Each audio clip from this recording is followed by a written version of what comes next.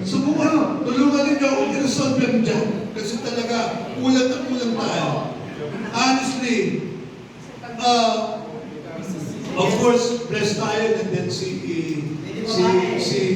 Bless at saka si Rosemere na dual, nagda-drums, nagpa-piano, mga talented, nagbibiya. Okay. Pero siyempre, kailangan makapag-focus sila dun sa kanilang gift. Ano yun?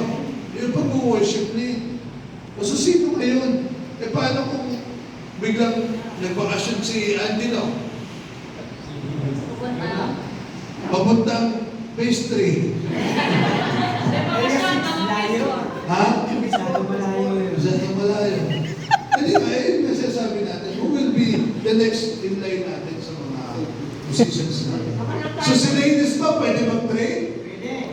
O si Eugene ba pwede mag-trade? Sino?